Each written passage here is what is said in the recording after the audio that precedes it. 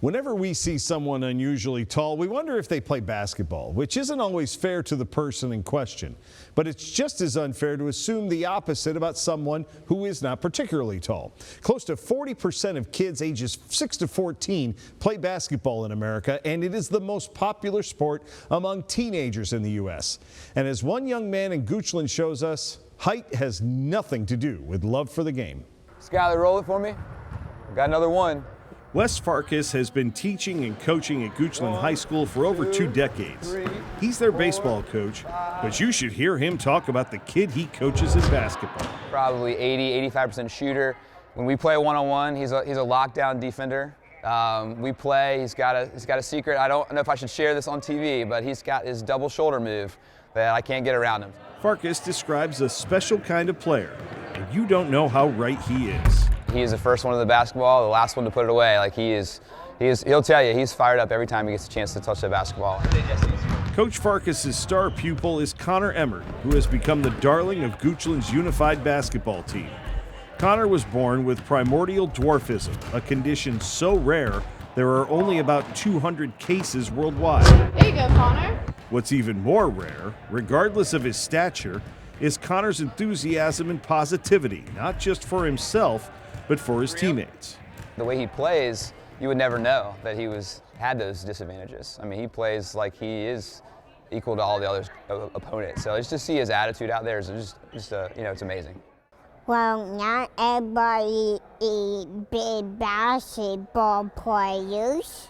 We want to work together and be good, do good teamwork and passion. We work hard together. Connor has endured 2 brain surgeries and another for spinal fusion to correct scoliosis. You can imagine his parents' apprehension about letting him out of their sight.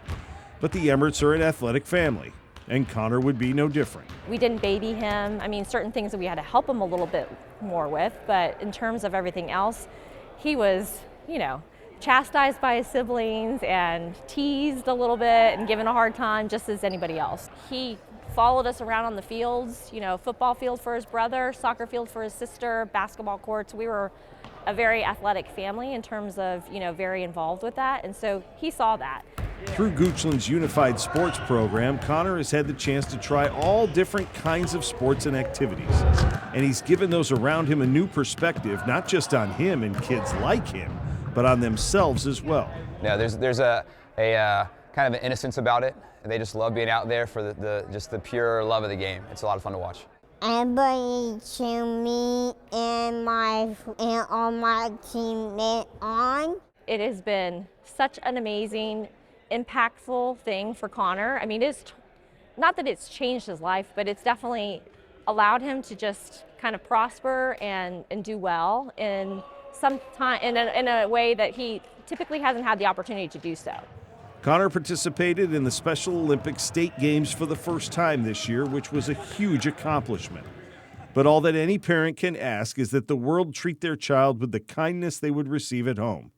Connor's first unified game in front of the student body erased many of the doubts and fears his mom had about his surroundings. And it literally brought me to tears. I mean, happy tears, of course, but that was a very emotional moment based on the fact that I've never, knowing that he's accepted.